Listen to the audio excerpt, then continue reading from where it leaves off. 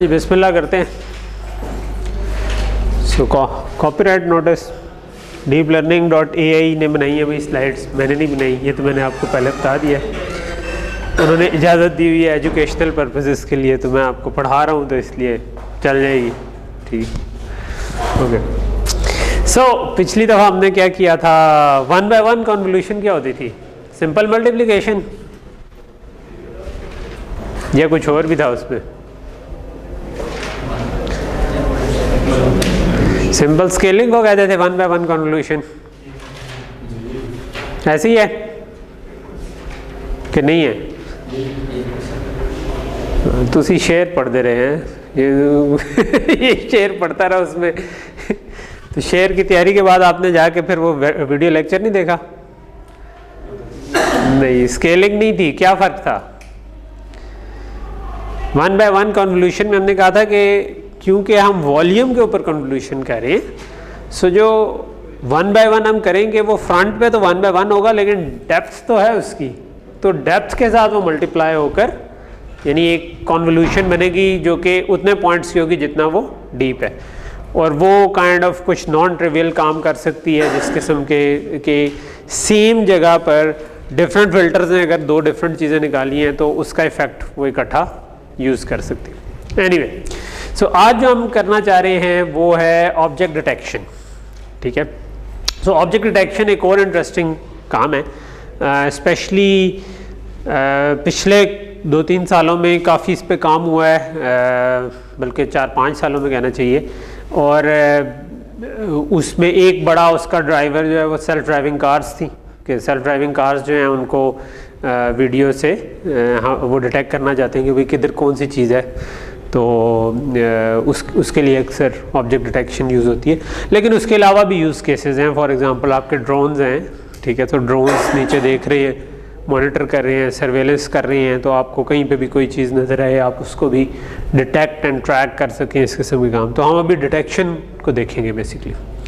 सो detection problem है क्या? अभी तक जो हम ज़्यादातर प्रॉब्लम देख रहे थे वो इमेज क्लासिफिकेशन के थे, कि एक तस्वीर है हम बता सकें कि वो बंदा है, मोटरसाइकिल है, गाड़ी है, कि कोई और चीज़ है या सिर्फ बैकग्राउंड है। ठीक है, इसी तरह हमने टेक्स्ट की भी एग्जांपल की थी। ठीक है, तो इस केस में लेट्स से कि हमने अगर सिर्फ बताना हो कि ये गाड़ी है या नहीं है, तो this is called a classification task. ठीक है, क्लासिफिकेशन विद लोकलाइजेशन हम तब उसको कहते हैं कि जब हम ना सिर्फ ये बताएं कि ये गाड़ी है, बल्कि हम ये भी बताएं कि ये डब्बा भी साथ बना सकें, साथ कि यार इस जगह पर गाड़ी है एग्जैक्टली उसका बाउंडिंग बॉक्स इसको हम कहते हैं, कि जो ऐसा डब्बा बना सके जिसमें वो बाउंड हुई हो गाड़ी। ठीक है, तो इसको बाउंडिंग बॉक्स कहते हैं। ठीक है, तो ये उससे यानी क्लासिफिकेशन से थोड़ा सा हट के प्रॉब्लम है। और इसके अंदर हमें ये भी बताना पड़ेगा गाड़ी है, लेकिन ये भी बताना पड़ेगा कि यार वो डब्बा कहाँ से स्टार्ट होता है और कहाँ तक जाता है। ठीक है, और उसको कई तरीके हो सकते हैं बताने के, जिसमें से एक तरीका हम अभी थोड़ी देर में अगली स्लाइड्स में बाकी की स्लाइड्स के लिए फिक्स कर लेंगे कि यार इस तरह बता दिया करेंगे कि डब्बा केड़ा डब्बा है। ठीक है, ओके। और तीसरा जो डिटेक्शन प्रॉब्लम होता है वो ये होता है कि अगर लेट से आपके इमेज में मल्टीपल ऑब्जेक्ट्स आ सकती हैं, तो आप उनको डिटेक्ट कर सकें और बता सकें, बाउंडिंग बॉक्स बना सकें कि यार यहाँ पर एक नहीं, असल में यहाँ पर 2 गाड़ियाँ हैं, एक गाड़ी इधर है, एक गाड़ी इधर है, इसका भी बाउंडिंग बॉक्स बना दें, उसका भी बाउंडिंग बॉक्स बना दें। ठीक है, सो बेसिकली ये तो हम कर चुके हैं, और अब हम ये वाले काम करना चाहते हैं कि हम इमेज डिटेक्ट भी कर सकें, क्लासिफाई भी कर सकें, दोनों काम इकट्ठे कर सकें। तो जो सबसे स्ट्रॉन्ग टेक्निक थी क्लासिफिकेशन की वो तो हमने देख ली थी कि कन्वोल्यूशनल न्यूरल नेटवर्क्स थी जो कि ये काम बड़ा अच्छे तरीके कर लेती थी। लेकिन हम उसको कैसे मॉडिफाई करें कि वो बाउंडिंग बॉक्स भी हमें किसी तरह पता चल सके, वो हमारे आज के लेक्चर का मेन मोटिव है। ठीक है, और इसमें एक और बड़ा फेमस एल्गोरिथम है योलो के नाम से, जिस तक हम आज के लेक्चर में हम उसको कवर काइंड ऑफ कर जाएंगे। ठीक है, कि वो कैसे कर रहा है।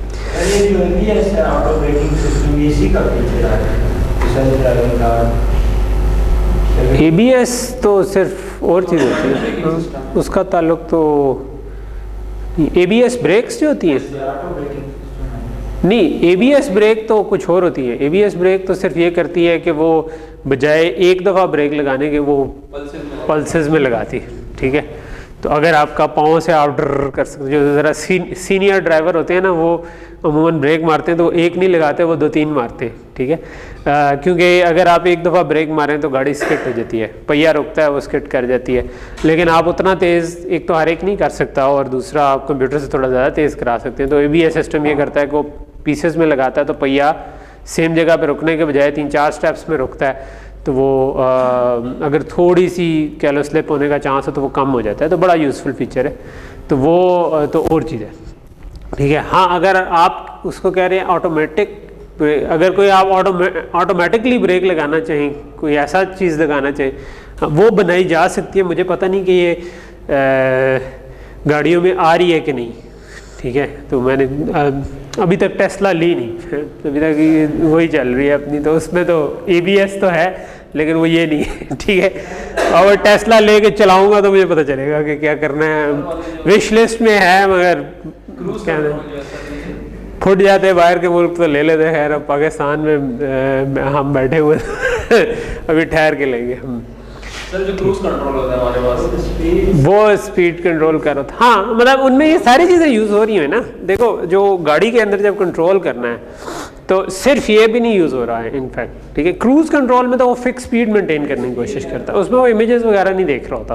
उसमें उसका मकसद है कि स्पीड मेंटेन करें, स्टीयरिंग आपके पास है, ब्रेक आपके पास है, ठीक है। जो सेल्फ ड्राइविंग कार्स है, जिस तरह टेस्ला की मोड है कि वो सेल्फ ड्राइविंग मोड में चलेगी, तो वो सब कुछ वो कर रही होगी, उसमें भी आप टेक ओवर कर सकते हैं, ठीक है। तो और रिकमेंडेड यही है कि आप ऊपर बैठे रहें, क्योंकि अभी तक उन्होंने ये नहीं कहा कि आप हिलें। लेकिन लोग कहते हैं कि यार ठीक ही चल रही है तो चलो ऐसे पीछे मूवी देखने, ठीक। तो वो वाला जो काम है उससे फिर थोड़े से मसले पैदा। लेकिन उसके अंदर बेसिकली एक सिस्टम नहीं होगा, मल्टीपल सिस्टम्स होंगे, ठीक है। क्योंकि इमेजेस से डिटेक्शन तो हो जाएगी, लेकिन कितने डिस्टेंस पे हैं वो निकालने में थोड़े से यानी कि थोड़ा सा मुश्किल होगी एज़ कम्पेयर टू कि मे बी आप उधर एक छोटा रडार लगा दें, ठीक है। या बाज़ का उसे लिडार कहते हैं, लेज़र वाला जो होता है ना वो रडार, उसको लिडार कहते हैं। लिडार या रडार लगा दें, ठीक है। और उसमें भी अगर आप 2 सेंसर्स के साथ लगाएंगे तो वो आपको 3D मैप देना शुरू कर देगा, ठीक था। तो वो भी किया जा सकता है, ठीक है। सिंगल के साथ भी दे देगा, लेकिन 2 के साथ और भी बेहतर दे देगा। और 2 कैमरास के साथ करें तो स्टीरियो विजन का काम भी हो सकता है। हमारी 2 आंखें इसलिए होती हैं कि हम ना जब 2 होती हैं ना तो आप ट्रायंगुलेट कर सकते हैं कि सेम पॉइंट जो है वो इस आंख से भी देख रहे हैं, इस आंख से भी देख रहे हैं ना, तो हमारी आंखें उसको ट्रायंगुलेशन उसको कहते हैं कि आप ट्रायंगल बना के वो एंगल निकाल के डिस्टेंस का एस्टिमेट, डेप्थ का एस्टिमेट निकाल सकते हैं। क्या हुआ जी, ख़त्म हो गई है या मस्ती कर? गलत जगह से सुनी मैंने।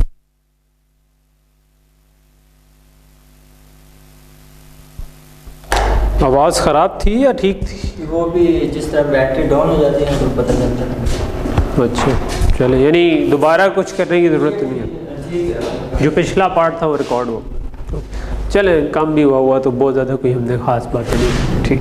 ओके, तो यहाँ तक चीज़ क्लियर जो। तो मैं ये कह रहा था कि जो उसके अंदर फिर थोड़े से और सिस्टम्स भी लगे होंगे, लेकिन प्योरली इसकी बेस पे भी बनाया जा सकता है। और उसमें फिर आप 2 कैमराज से स्टीरियो विजन टाइप की चीज़ भी कर सकते हैं, जिसमें डेप्थ परसेप्शन भी डाल सकें। यानी आप अगर वो बचपन में नहीं कभी किया कि अगर आप आंखें बंद कर, एक आंख बंद करके 2 उंगलियां मिलाने की कोशिश करें ना तो कई दफ़ा नहीं मिलती, ठीक है। कभी मिलती है, कभी नहीं मिलती। दोनों आंखें खोल के करें तो मिल जाती हैं, ठीक है। वो ज़रा दूर रख के अगर करेंगे, क्योंकि डेप्थ हम उतना अच्छा परसीव नहीं करते एक आंख से, बिकॉज 2 आंखों में वो ट्रायंगुलेशन होती थी। ऑब्वियसली और फैक्टर भी होते हैं, हमें चीज़ों का साइज़ पहले ही पता होता है, तो जिसकी एक आंख ज़ाया हो जाए उसको भी अंदाज़ा हो रहा होता है कि कौन कितना दूर है, बिकॉज उसको पता है कि इस बंदे का साइज़ इतना है, और अगर इतना छोटा नज़र आ रहा है तो इसका अंदाज़ा इतनी दूर बैठा होगा। मगर थोड़े से जो फाइन ग्रेन कंट्रोल है, मे बी बैटिंग करनी हो सकता है उसको थोड़ी सी मुश्किल हो, उसको ज़्यादा ट्रेन करना पड़े उसके लिए, ठीक है। क्योंकि बॉल बड़ी स्पीड पे आ रही है और उसको आपको देखना मे बी ना हो, आई डोंट नो, वैसे मैंने कभी ट्राई नहीं किया एक आंख पे वो लगा के उससे आइडिया हो जाए। ओके, एनीवे, सो वो थोड़े डिफरेंट, यानी उसमें ये वाली चीज़ें यूज़ होती हैं सेल्फ ड्राइविंग कार में। This is one of the systems that is used, ठीक है। और अदर सिस्टम्स भी हैं जो कि और फिर उनका मिक्स्ड आपका कोई कंट्रोलर होगा जो कि सारों की इनपुट लेके डिसीजन लेता होगा कि ब्रेक मारिए कि तेज़ करिए कि करिए, ठीक है। ओके, सो आगे आ जाते हैं हम, ठीक है। सो क्लासिफिकेशन हमने अगर करनी है, तो अगर सिंपल क्लासिफिकेशन करनी होती और ये गाड़ी होती तो हमने कोई कन्वोल्यूशनल न्यूरल नेटवर्क बना देना था और उसके आगे हमने एक वो सॉफ्ट मैक्स वाली लेयर लगा देनी थी। फॉर एग्जांपल अगर 4 क्लासेस हैं कि भाई बंदा है, गाड़ी है, मोटरसाइकिल है या बैकग्राउंड है, ठीक है, तो हम इधर वो 4 का एक सॉफ्ट मैक्स यूनिट लगा सकते थे। लेकिन अब हम ये करना चाह रहे हैं कि हमें सिर्फ ये 4 क्लासेस का ना वो बताए, बल्कि हमें वो एक बाउंडिंग बॉक्स भी बताए कि वो जो चीज़ इसमें एग्जिस्ट करती है वो किस जगह पर है, ठीक है, और वो किस बॉक्स में बाउंड होगी। तो एक बॉक्स बनाने के लिए हमें बॉक्स की विड्थ चाहिए, बॉक्स की हाइट चाहिए और मे भी बॉक्स का सेंटर चाहिए, ठीक है। अगर मुझे कोई बता दे कि भाई ये सेंटर है, इतनी विड्थ है, इतनी हाइट है, ठीक है, तो मुझे पता चल जाएगा कि बॉक्स का है। तो हम इसी तरह एक बॉक्स की कन्वेंशन रख सकते हैं कि बी एक्स बी वाई हम रख लेंगे, सेंटर क्या बनता है, ठीक है, और बी एच और बी डब्ल्यू कह दें कि उसकी हाइट कितनी है और विड्थ कितनी है, तो हमें ये बॉक्स मिल जाए। Obviously this is not the only way to describe it. आप ये भी कर सकते थे कि नहीं मुझे सेंटर नहीं, मुझे ये वाला कोना बता दो, या मुझे ये वाला कोना बता दो, या वो वाला कोना बता दो। सो ये सारी कन्वेंशंस चल जाती हैं टिपिकली, या लोग ये वाला कॉर्नर बता रहे होते हैं या सेंटर कर रहे होते हैं, तो इनमें से कोई है। तो हम अभी जो आगे यूज़ करेंगे उसमें हम अज्यूम करेंगे कि centre of the object B X B Y है और फिर विड्थ और हाइट हमारे उसके अलावा, ठीक है। टिपिकली जब हम इमेज प्रोसेसिंग में काम कर रहे हो ना, तो एक्स एक्सिस तो हम इस तरफ लेते हैं, वाई एक्सिस इस तरफ ले रहे थे डाउन, ठीक है, क्योंकि हम नेचुरली इमेज को देख के ना हम इस तरफ काउंट करना शुरू कर देते हैं, एरेज को भी देख के इस तरफ काउंट करना शुरू कर देते हैं, तो इसलिए हमने वाई एक्सिस टिपिकली इस डायरेक्शन में ले रहे होते। और ये जो विड्थ और हाइट है, अब ये नंबर ऑफ पिक्सल्स तो कुछ भी हो सकती हैं इमेज में, तो हम उसको भी थोड़ा नॉर्मलाइज करने के लिए ये करते हैं कि इस कॉर्नर को कहते हैं 0 0 और इसको कहते हैं 1 1, कि आप इस तरफ 1 जाएँ और इस तरफ 1 जाएँ तो आप इधर पहुंच जाएंगे, दोनों तरफ अगर जाएंगे तो जो मैक्सिमम है उसको आप 1 अज्यूम कर लेते हैं, विड्थ और हाइट के दोनों के मैक्स को, ठीक है। तो इसका मतलब है कि जब मैं इधर बताऊंगा कि ये इसका सेंटर क्या है, तो ऑब्वियसली अगर मैं एक्स एक्सिस पे देखूं तो तकरीबन सेंटर में ही है, तो मैं इसको कह सकता हूँ कि 0.5 इसका एक्स आ जाएगा। इसका वाई अगर मैं देख लूँ तो ये सेंटर यहाँ पर आना था, ये उससे थोड़ा सा और नीचे है, ठीक है, तकरीबन उससे अगले के हाफ से थोड़ा सा ऊपर ही लग रहा है, तो 0.7 कर सकते हैं, या हो सकता है 0.72 0.73 इस तरह का मुझे लग रहा है कि होगा, ठीक है। और फिर हम इसकी विड्थ देख सकते हैं कि विड्थ इसकी तकरीबन जो है वो हाफ ऑफ इमेज के करीब है, तो ये 0.4 0.5 इस किस्म का कोई नंबर बनेगा, ठीक है। और इसकी हाइट जो बनती है वो अगर पूरे इमेज का 1/3 काइंड ऑफ बनती है, तो हाइट इसकी हमने 0.3 कर ली। सो ये नंबर समझ आ रहे हैं नहीं कैसे निकल रहे हैं, कि यानी कि अगर मैं इसको 0 और इसको 1 अज्यूम कर लूँ, तो जो भी साइड है उसकी लंबाई चौड़ाई के हिसाब से ये कहाँ बनता है, तो ये हाफ पे बना तो 0.5, ऊपर से हाफ से नीचे बना 0.7 कर दिया, एंड सो ऑन। तो ये इस तरह के नंबर हम चाह रहे हैं कि ये नंबर भी किसी तरह हमें हमारा नेटवर्क की आउटपुट कर दे, यानी जो हम न्यूरल नेटवर्क ट्रेन करें वो ये ना सिर्फ बताए कि इसके अंदर एक ऑब्जेक्ट है, बल्कि ये भी बताए कि ऑब्जेक्ट है, और ये भी बताए कि वो उसका सेंटर कहाँ है और उसकी विड्थ और हाइट क्या है, ठीक है। तो वो 4 नंबर हमारे बन जाएंगे, ठीक है, एक्स वाई और डब्ल्यू एच, ठीक है, जिसको हम बाउंडिंग बॉक्स है तो B X B Y B W B H के। ओके, सो अब वो काम कैसे करें, ठीक है। सो ये हमारी इमेज था और हम इसमें बताना चाहते हैं कि यार गाड़ी है और उसका बाउंडिंग बॉक्स भी किसी तरह बताना चाहते हैं और सब कुछ करना चाहते हैं, ठीक है। तो अभी बाकी इससे को छोड़े तो ये हमारा इमेज है, ठीक है। सो अब हम अपना जो आउटपुट लेबल है, जो कि पहले होता था हर क्लास के लिए हम 1 कर देते थे ना, एक 1 नोट सा होता था कि यार या पेडेस्ट्रियन होगा या मोटरसाइकिल होगी, तो 1 0 0 0 हो जाएगा, या 0 1 0 0 हो जाएगा, 0 0 1 0 हो जाएगा, या 0 0 0 1 हो जाएगा। तो ये हमारी ये आउटपुट लेबल्स हुआ करते थे। तो आउटपुट लेबल्स तो सारों को याद है ना, इतना तो नहीं भूल सकते है ना वाई जो होता है हमारा किसी भी न्यूरल, ठीक, ओके। सो अब हम उसको मॉडिफाई करना चाहते हैं, क्योंकि हमने आउटपुट जो करना है वो सिंपली ये नहीं करना कि ऑब्जेक्ट कौन सी है, हमने ये करना है कि ऑब्जेक्ट भी है और उसका बाउंडिंग बॉक्स क्या है। तो हम ये इस नए तरीके से अपना आउटपुट लेबल बना देंगे। तो this is our Y now, ठीक है। इसमें हम सबसे पहली चीज़ देंगे प्रोबेबिलिटी ऑफ क्लास के कोई ऑब्जेक्ट है भी कि नहीं है, ठीक है। अगर नहीं है तो यही ज़ीरो हो जाया करेगा, ठीक है। अगर है तो इसको हम कहेंगे कि 1 है, क्योंकि इसके अंदर इस इमेज के अंदर कुछ नहीं है, तो इसको हम PC 0 हो जाएगा। इस केस में गाड़ी है तो PC 1 हो जाएगा। तो हम ये इस तरह से चाह रहे हैं कि हम एक होना ना होने को अलहदा बता दें और फिर बाकी चीज़ें बाद में रखें, ठीक है।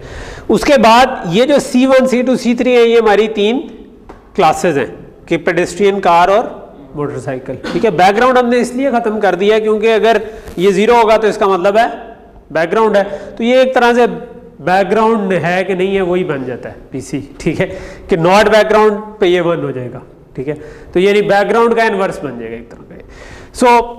सो ये आप हमारी 3 क्लासेस रहेगी, ठीक है। तो अगर तो इसके अंदर कोई लेट से गाड़ी हुई तो हम गाड़ी के केस में इस जगह पे 1 कर देंगे, बाकी दोनों जगहों पे 0 कर देंगे। तो लेट से कि हम ट्रेनिंग सेट बना रहे हैं, हमने ये एक इमेज आया, हमने कहा कि यार इसके अंदर गाड़ी है, तो यहाँ पर तो 1 आएगा और यहाँ पर 0 1 0 आ जाएगा, क्योंकि ना ये पेडेस्ट्रियन है ना ये मोटरसाइकिल है बल्कि ये गाड़ी, ठीक है। अच्छा, अब और इसके अलावा हम इसके अंदर ना वो जो हमने 4 नंबर निकाले थे कि सेंटर और हाइट और विड्थ, ठीक है, तो एक्स वाई और हाइट और विड्थ वो हम इधर लिख देंगे, ठीक है। तो हम कहेंगे कि अच्छा यार जो भी इसका नंबर बनता है, ठीक है, कि यार इतना राइट पे चला जाओ, इधर क्लिक किया उसने बता दिया ये एक्स वाई, हमने वो पुट कर दिया, ठीक है, और इधर से इधर तक मैयर किया, इधर से इधर तक मैयर किया और हमने उसको पुट कर। आइडियली इसके लिए आप शायद अगर एक्चुअल में लेबल करना चाह रहे हो तो आप कोई प्रोग्राम बना सकते हैं जिसमें आप ड्रैग करके इधर से इधर तक बाउंडिंग बॉक्स बनाएं तो वो खुद ही उसका सेंटर और वो निकाल ले, जो कि कोई ज़्यादा मुश्किल प्रोग्राम नहीं है, ठीक है। और आई एम श्योर कि इस किस्म के एग्जिस्टिंग प्रोग्राम्स भी होंगे कि जो ये काम कर दें, ठीक है। सो यहाँ तक चीज़ समझ आ गई, ठीक है, कि अगर तो कोई ऑब्जेक्ट है तो हम उसको कैसे इनकोड करेंगे। हम कहेंगे कि यार सबसे पहले तो PC को 1 करो और फिर देख लो कि कौन सी क्लास है। इस केस में गाड़ी थी तो 0 1 0 कर दिया, अगर गाड़ी के बजाय मोटरसाइकिल होता तो 0 0 1 कर देते, अगर पेडेस्ट्रियन होता तो 1 0 0 कर देते, और फिर उसका जो भी बाउंडिंग बॉक्स बनता है उसका सेंटर और उसकी विड्थ और हाइट ये इसके अंदर डाल दो। और व्हाट इफ के बैकग्राउंड है, सो बैकग्राउंड में हम क्या करेंगे, हम PC को 0 कर देंगे और बाकी सारे नंबर्स को हम कहेंगे वी डोंट केयर, कि वो जो भी आ जाए नंबर, बिकॉज यही 0 हो गया है ही बैकग्राउंड, तो हाँ बाकी सारे हमारे लिए डोंट केयर हैं, क्योंकि इधर 0 आ गया तो इसका मतलब है कि बाकी कुछ नहीं है, ठीक है। तो कुछ नहीं है तो फिर वो नंबर जो भी आ जाए न्यूरल नेटवर्क ट्रेन करते हुए उनको जो मर्जी नंबर देता रहे, वी डोंट केयर, ठीक है। जो इधर हमने क्वेश्चन मार्क से शो कर दिया, बट एक्चुअल में हम इनको डोंट केयर रिज्यूम करेंगे। सो यहाँ तक चीज़ क्लियर होगी कि हमने आउटपुट लेबल कैसे डिक्लेयर किया, अपना आउटपुट लेबल आप कैसे बनाएंगे। तो अब आइडिया ये है कि न्यूरल नेटवर्क ऐसे ट्रेन करें कि वो ये 4 नंबर भी निकाल दे और ये साथ ही बता दे कि कौन सी ऑब्जेक्ट है, ठीक है। ओके, अब ऑब्वियसली जब आपने न्यूरल नेटवर्क को ट्रेन करना है तो हमें एक लॉस फंक्शन बनाना पड़ता है, ठीक है, या जिसको कॉस्ट फंक्शन हम कहते हैं, ठीक है। तो वो जो हमारा कॉस्ट फंक्शन है वो कैसे निकालेंगे, वो हम ये कर सकते हैं कि लेट से कि ये y1 से लेकर y8 तक बन जाते हैं ना, क्योंकि ये टोटल 8 है, ठीक है। तो हम क्या कर सकते हैं कि ट्रेन करते हुए नेटवर्क ने जो आउटपुट की उसकी हर उसको एलिमेंट बाय एलिमेंट सबट्रैक्ट कर दें, यानी कि जो y1 हैट है जो कि आपकी एस्टिमेट है और y जो आपने असल में बनाया था, आप इससे जो न्यूरल नेटवर्क की आउटपुट है इसको PC से PC को माइनस करें, BX से BX को माइनस करें एंड सो ऑन। तो y1 hat minus y1 whole square plus y2 hat minus y2, तो पहला एलिमेंट, दूसरा एलिमेंट, तीसरा एलिमेंट, इन सब को सम ऑफ स्क्वायर्स जो बेसिकली हम एरर निकाल दें, ठीक है। स्क्वायर हम इसलिए करते थे ताकि नेगेटिव पॉजिटिव कैंसिल आउट ना हो जाए, तो हम एक सम ऑफ स्क्वायर एरर निकाल सकते हैं for y is equal to 1 अगर इसके अंदर कुछ ना कुछ है। अगर ये है ही बैकग्राउंड तब हमें सिर्फ पहले वाले को देखना है कि यहाँ पे 0 आना जरूरी है, बाकी में जो मर्जी है। तो हम इसको डोंट केयर कैसे चेक करेंगे, हम कहेंगे कि अगर आउटपुट लेवल 0 है तो हम सिर्फ देखेंगे ही इसको, ठीक है। तो हम 0 को simply y1 hat minus y1 करेंगे, जिसका मतलब है कि ये वाली चीज़ सबट्रैक्ट हो जाएगी, इसका स्क्वायर ले लेंगे और बाकी कुछ ऐड ही नहीं करेंगे उसके अंदर, ठीक है। तो न्यूरल नेटवर्क क्योंकि जीरो वाले केस में बाकी किसी को देख ही नहीं रहा होगा और इस केस में सबको देख रहा होगा, तो वो ऑटोमेटिकली जब ट्रेन होगा तो वो इनको केयर नहीं करेगा इनकी, बिकॉज हमने अपने लॉस फंक्शन में उसको डाला ही नहीं, ठीक। सो यहाँ तक चीज़ समझ आ गई। अच्छा, ये हमने भी ज़रा simplified variant of loss function पढ़ा है। लॉस फंक्शन में थोड़ा सा अगर हम देखें तो ये थोड़ी क्लासेस जो हैं ये थोड़ी सी लॉजिस्टिक ये वो वाली बनती हैं, kind of logistic regression type की बनती है, तो इसमें आप लॉग वाला शायद फंक्शन यूज़ करें तो ज़्यादा बेहतर है। ये लीनियर रिग्रेशन वाली टाइप की बनती हैं, तो इस पर आप नॉर्मल वाला यूज़ करें तो वो बेहतर है। इस किस्म का लॉग तो वो आप कर सकते हैं, वो बेहतर है कि आप वो यानी कि आप इसका थोड़ा सा फैंसी वेरिएंट बना सकते हैं कि जिसमें इधर आप और लॉस यूज़ कर रहे हैं और इधर आप और लॉस यूज़ कर रहे हैं और उनका कॉम्बिनेशन कोई आपने बनाया, ठीक है। बट मेन आइडिया ये है कि हमें ये चीज़ चाहिए और उसका लॉस चाहिए, ठीक। ओके, सो यहाँ तक चीज़ कुछ समझ आई। तो हमने सक्सेसफुली अपने न्यूरल नेटवर्क को ना थोड़ा सा मॉडिफाई किया और उसमें ये सलाहियत आ गई कि वो अब सिर्फ ये बताने के कि भाई गाड़ी है कि बिल्ली है कि कुत्ता है, उसके बजाय एक डब्बा आउटपुट करना शुरू होगी, ठीक है। और डब्बा आउटपुट करना है या एक रियल नंबर्स आउटपुट करना शुरू हो गया है, पोजीशंस, डब्बे, इस किस्म की चीज़ आउटपुट, क्योंकि ये दो पोजीशंस हैं और ये उस डब्बे की विड्थ हाइट है। तो अगर मैं सिर्फ XY निकालना चाहूँ तो मुझे एक पोजीशन बता रही है, ठीक है। और अगर मैं साथ कोई उसका बाउंडिंग बॉक्स निकालना चाहूँ तो साथ उसका विड्थ राइट।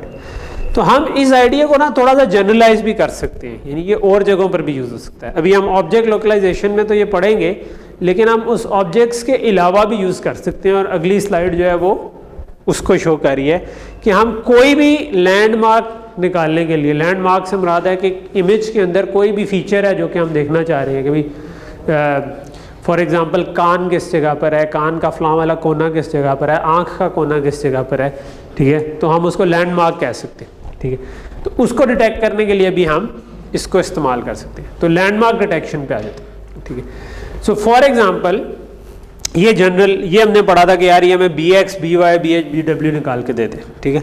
लेकिन लेट से कि मैं किसी फेस के ऊपर इंपॉर्टेंट लैंडमार्क्स निकालना चाहता हूँ, ठीक है। फॉर एग्जांपल ये फेस है, तो मैं लेफ्ट कोना आँख का और राइट कोना, इनको दो लैंडमार्क्स बना सकता हूँ कि मुझे X और Y बता दो इनके, ठीक है। इसी तरह दूसरी आँख का लेफ्ट कोना और दूसरी आँख का राइट कोना। तो अगर मैं सिर्फ यही चार चाहता हूँ तो मैं ये चार कह दूंगा कि यार लेफ्ट आंख का X, लेफ्ट आंख का Y, लेफ्ट आंख के लेफ्ट कोने का X और Y, फिर लेफ्ट आंख के राइट कोने का X और Y, राइट वाली आंख के लेफ्ट कोने का X Y राइट। तो ये मेरे 8 लैंडमार्क्स बन जाएंगे, ठीक है। तो ये 8 लैंडमार्क्स जो है ना, ये मैं बहुत सारे इमेजेस पे ये लैंडमार्क्स बना दूं बाय हैंड कि यार यहाँ पर X है, यहाँ पर Y है, बिल्कुल इसी कन्वेंशन को। इसमें ज़रा इंपॉर्टेंट है कि आप लेफ़्ट और राइट को सही सही रखें, यानी अगर आप पहला आपने लेफ़्ट आंख का लेफ़्ट कोना कहा हुआ तो आप हमेशा फिर सारे लेबल्स में वही रखें। तो ये आप सारों के ऊपर उसको लैंडमार्क्स लगाते जाए, ठीक है। और उसके ऊपर अपना न्यूरल नेटवर्क ट्रेन कर दें तो वो क्या करेगा कि वो आपको आउटपुट बता दिया करेगा जब भी कोई फेस आया तो उसके अंदर के दाईं आँख कहाँ है और बाईं आँख कहाँ है, ठीक है। उसका कोना किधर है और इसका कोना किधर है, ठीक है।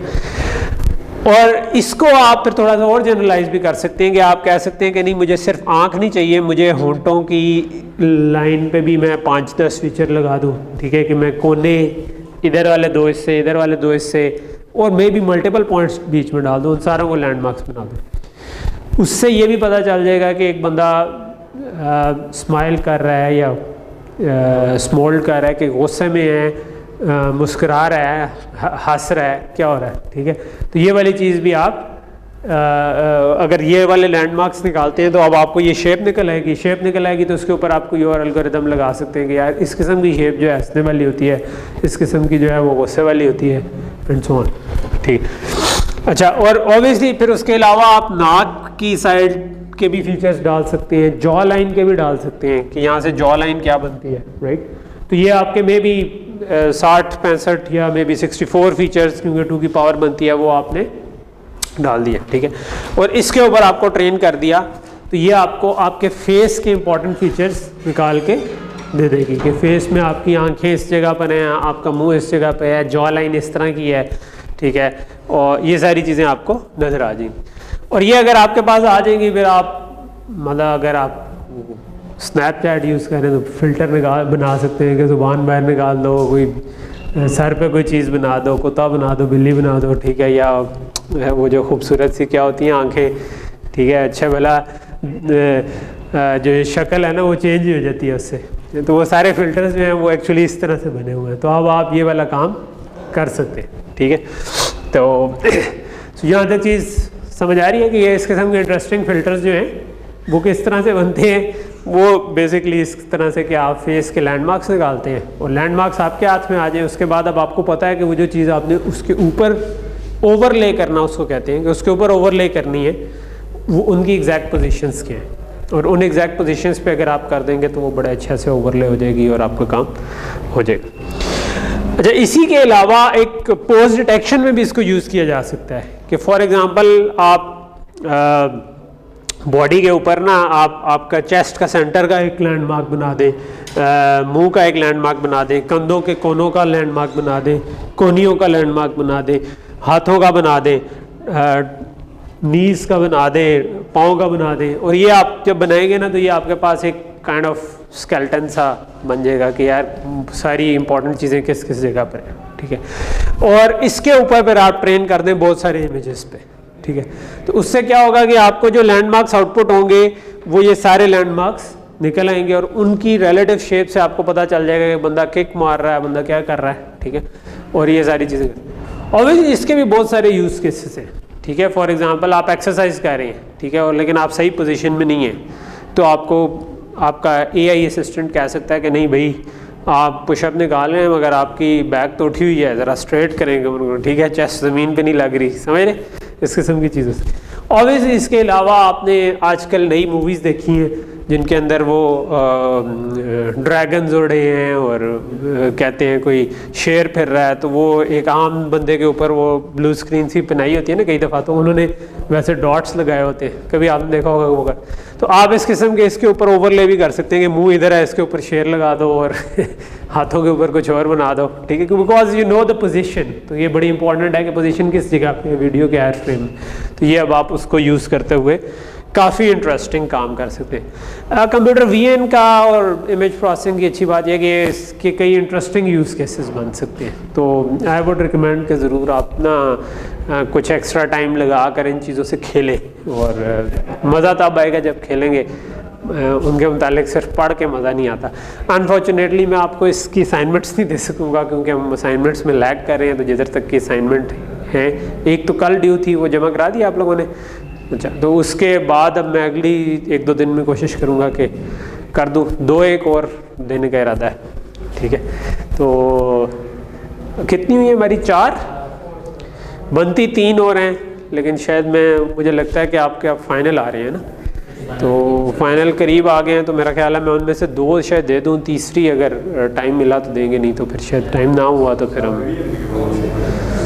मेरा इरादा है कि जो लास्ट वीक होगा वो रिवीजन करेंगे, ठीक, हाँ जितनी होगी, बाकी आप वीडियो लेक्चर से रिवीजन करना है ना, आधी रिवीजन तो पहले मिड में भी कराई थी ना, तो वो आधी वहाँ से देख लेना उसके आगे से हम इधर करा देंगे या कुछ इस तरह कर लेंगे, ठीक। वो मेरा ख्याल है हो जाएगी, जितनी को होगी उतनी कर लेंगे इंशाल्लाह। 2 वीक्स में 1 वीक जो है उसमें 3 घंटे बन जाते हैं ना, तो 3 घंटे काफ़ी होने चाहिए असूली तौर पर रिवीजन के लिए, ओके। सो ये तो हम थोड़ा सा हमने साइड स्टेप लिया फ्रॉम, अच्छा वैसे ये वाली जो चीज़ है ना, ये एक और काम के लिए भी यूज़फुल है फ्रॉम कंप्यूटर वीएन से हट के भी। कभी आपने ड्राइंग वगैरह की है? मैं एज आ स्टूडेंट जो होता था ना, अगर लेक्चर बोरिंग जा रहा हो और मेरे हाथ में पेन हो और सफ़ा हो, जो कि मैं कभी कभी लेकर आता था, तो अगर वो हो तो मैं उसके साइड पे ड्रॉ करना शुरू, स्कूल में भी ना, तो जब स्कूल में छोटा छोटा ड्राइंग कर रहा होता था ना, तो ये मसला होता था कि किसी बंदे का अगर मैं बनाना शुरू किया, मुंह बना दिया, उसके बाद नीचे बॉडी बनाना शुरू की, तो बॉडी छोटी सी रह गई और मुंह बड़ा हो गया, या मुंह छोटा हो गया बॉडी बड़ी हो गई, ठीक है। तो उसको मैनेज करने का एक तरीका होता है कि आप ना अगर ड्राइंग कर रहे हो तो आप ये रफ सी आउटलाइन बना देते हैं, ठीक है। मतलब आपने ये ड्रॉ करना होगा, एक बंदा बॉल करा रहा है या बैटिंग कर रहा है तो ये बड़ा मुश्किल हो जाता है ड्रॉ करने में बास्कात। लेकिन अगर आप उसके अंदर इस किस्म की एक हल्की सी लाइन लगा देना कि यार ये वाली लाइन है इसकी कमर की और यहाँ से उसकी टांगें इस पोजीशन में, ये हल्की सी लगा दें और फिर उसके अराउंड ड्रॉ करें, तो फिर आप वो रिलेटिव साइज़ नहीं मिस करते, ठीक है। बॉडी के भी सारे वही रहते हैं। इधर अमूमन मैं मुंह के करीब आप ना ओवल सा एक बना देता हूँ मैं छोटा सा, और उस ओवल के ऊपर फिर अंडे की तरह का बना के ना उसके ऊपर भी मैं ड्रॉ कर देता हूँ एक कि आँखें किस जगह पर आएंगी, मुंह किस जगह पर आएगा, ठीक है, काइंड ऑफ। तो उससे आपका यानी कि अगर इस तरह की कोई चीज़ बना दी हो ना तो फिर आप कह सकते हैं कि काइंड ऑफ यहाँ पर आपकी आंखों की पोजीशन आ जाएगी ना, ठीक है। नाक इधर आएगा, होंठ इधर आएंगे, ठीक है, कान इस जगह पे एंड सो ऑन, फिर आप इसके राउंड फिल कर सकते हैं। तो ये अगर आपको पता हो किस तरफ मूव करना है उसने, तो उसके हिसाब से आप चेंज कर सकते हैं कि जो दूसरा ओवल है ये किस जगह पर है और ये वाला ओवल किस जगह पर है। थोड़ा सा नीचे देख रहा है तो आप इसको थोड़ा इस किस्म का बना सकते हैं, राइट। तो फिर आप हमेशा अपनी ओरिएंटेशन नहीं लूज़ करते, ठीक। चलिए हमने कंप्यूटर वीएन के लेक्चर से मूव होकर ड्राइंग के लेक्चर पे आ गए। मुझे इसको देख के वो याद आ गया तो मैंने कहा चलो कोई बात नहीं, थोड़ा सा डिट्रैक्ट हो जाते, ठीक है। हमने काफ़ी कोर्स पढ़ लिया है तो खैर okay, you get the idea, ठीक है। तो चले तो ड्राइंग भी ज़रूर करें, इसे लतीफ़ जो है उसको हवा देते रखने अपनी, ठीक है। कोई अच्छा कलाम सुना, कभी अच्छी ड्राइंग सुनी, कोई अच्छा म्यूज़िक सुना, कोई एक होता है ना कि कोई अच्छी मूवी देखी या कोई अच्छा वो इमेजिनेशन जो है ना, मेरा ख्याल है वो इन चीज़ों में ज़्यादा होती है। और इमेजिनेशन को थोड़ा सा उसमें यूनिवर्सिटी लाइफ जो होती है ना, it's a good opportunity to interact with those people who have different ideas with you, ठीक है, जिनके आइडियाज़ आपसे मुख्तलिफ हैं, ठीक है। सेम लोगों के साथ तो आप बैठे ही रहते हैं ना, ठीक है। तो आप अगर एक स्कूल ऑफ थॉट के हैं तो आप दूसरे स्कूल ऑफ थॉट की बात सुन सकते हैं यूनिवर्सिटी में ना, तो खुल के डिस्कशन कर सकते हैं। अनफॉर्चुनेटली पाकिस्तान में ना थोड़ी सी यहाँ वो क्लोज सोसाइटी हो गई है कि बात पे वो कहते हैं ना, बात पे यहाँ ज़ुबान कटती है कि आप कुछ बात करें वो अगला बंदा गुस्ताख चलो हमारा, तो वो वाला चक्कर हो गया, ठीक है। सो जब तक आप दूसरे मेरे ख्याल में ना एक समझदार इंसान में एटलीस्ट ये कैपेबिलिटी होनी चाहिए, इतना ज़र्फ होना चाहिए कि आपसे टोटली 180 डिग्री अपोजिट को एटलीस्ट सुन सके, उसके रीजंस को समझने की कोशिश कर सके, चाहे उसको रिजेक्ट ही करे ठीक है, उससे कोई फ़र्क नहीं पड़ता कि आप रिजेक्ट, मगर इतना हौसला तो हो कि नहीं ये बोले भी ना और फलां भी ना। तो ये यूनिवर्सिटी में थोड़ा सा ये वाला चीज़ आपकी होनी चाहिए। तो इट्स अ गुड टाइम। तो यानी कि एक फ़ेज़ होता है जिसमें आप हॉस्टल्स में कभी रह रहे होते हैं, कभी उधर आपके पास टाइम निकलते रहते हैं, ठीक है। प्रैक्टिकल लाइफ इससे ज़्यादा टफ है in terms of time commitment, यानी कि 9 to 6 मोस्टली जगहों की जॉब की वो होते हैं ना रिक्वायरमेंट। आप 6 बजे थके आते हैं, उसके बाद आपके पास कम टाइम होता है कुछ करने को। ऑब्वियसली अगर आपकी शादी हो जाए तो और कम टाइम होता है, लेकिन अगर ना हो तो फिर भी थोड़ा बहुत होता है जिसमें आप मास्टर्स PhD कुछ कर सकते हैं। लेकिन आप उस वाली हिस्स को ना, जो हिस्से लतीफ़ है, उसको इस्तेमाल ज़रूर करते रहें। ये मैं कहूँगा कि ये नहीं कि लाइफ में बहुत ज़्यादा बिजी ऐसी चीज़ों में नहीं हो जाना। खैर मैं किन को कह रहा हूँ, आप तो उसी को सिर्फ हवा दें, थोड़ा आपको तो कहना है, उल्टा कहना चाहिए कि पढ़ाई को भी थोड़ी सी हवा दें, ठीक है। लेकिन ड्राइंग श्राइंग करें, मतलब हिस्से लतीफ़ को हवा देने से मुराद ये है कि एक चीज़ होती है कि आप वो टिकटॉक और फेसबुक और उस पर लगे रहें, ठीक है। तो वो इतना यानी वो भी रखें, बट डोंट मगर उससे थोड़ा सा ब्रॉडर स्कोप की चीज़ें जो है ना, जो जिसमें डीपर बातें की गई हों, वो उनमें भी इंगेज हों, ठीक है। एनीवे कमिंग बैक, सो एक इस तस्वीर से मैं इतना डिस्ट्रैक्ट हो गया। ओके, सो ऑब्जेक्ट डिटेक्शन पे आ जाते हैं जी, ठीक है। सो ऑब्जेक्ट डिटेक्शन जब हम करते हैं तो इसका हमने एक पहले भी एल्गोरिथम देखा हुआ है, जिस तरह हमने टेक्स्ट डिटेक्शन के लिए देखा था। अगर मैंने गाड़ी डिटेक्शन करनी हो तो मैं ये कर सकता हूँ कि बहुत सारे इमेज जो कि बिल्कुल गाड़ी के बाउंडिंग बॉक्स पे मैंने निकाल के रखे हो, ठीक है, बहुत से गाड़ी के इमेज और बहुत सारे बैकग्राउंड के इमेज ले लूँ और उनके ऊपर ट्रेन कर दूँ एक कॉन्वोल्यूशनल न्यूरल नेटवर्क कि भाई गाड़ी है या बैकग्राउंड है या गाड़ी है या कोई और चीज़ है, उसके ऊपर मैं ट्रेन कर दूं और गाड़ी के ऊपर मैं आउटपुट लेवल 1 कर दूं और जो नॉट गाड़ी के ऊपर मैं आउटपुट लेवल 0 कर दूं। और अब ये इमेज है और इसमें मैंने डिटेक्ट करना है। तो डिटेक्शन प्रॉब्लम क्या था? डिटेक्शन प्रॉब्लम ये था कि मैं डिटेक्ट कर सकूँगा कहीं पे गाड़ी है भी कि नहीं है, और एक से ज़्यादा गाड़ियाँ तो मैं हर गाड़ी को बता सकूँगा ये गाड़ी नंबर 1 है, ये गाड़ी नंबर 2 है। तो ये मेरे पास एक काइंड ऑफ इमेज है। अब जब मैंने ये न्यूरल नेटवर्क ट्रेन कर दिया तो मैं इसको इसके ऊपर स्लाइड कर सकता हूँ कि मैं ये जो बाउंडिंग बॉक्स काइंड ऑफ इसका बनता था ना गाड़ी का, उस साइज का एक डब्बा इधर लगाऊं और उस डब्बे को फिर एक उस पर देखूं, वो मुझे बताया कि बैकग्राउंड है या गाड़ी है। तो मोस्ट लाइकली इस जगह पे जब आएगा तो वो कहेगा कि बैकग्राउंड है, बिकॉज ये तो गाड़ी नहीं है। एक मूव कर दूं करते करते पूरे इमेज के ऊपर मैं हर पॉइंट पर उसको मूव करूं, तो होपफुली जब गाड़ी आएगी तो वो कहेगा हाँ जी गाड़ी है, ठीक है। ऑब्वियसली इसमें ये मसला हो सकता है कि जो मैंने डब्बा बनाया था, गाड़ी जो करीब होगी वो ज़रा बड़ी होगी, जो दूर होगी वो ज़रा छोटी होगी, तो इसका क्या हल करें? तो इसका एक तरीका ये हो सकता है कि मैं मल्टीपल साइज़ का डब्बे बना दूँ, ठीक है, एक छोटा डब्बा, एक उससे बड़ा डब्बा और इससे बड़ा डब्बा, ठीक है।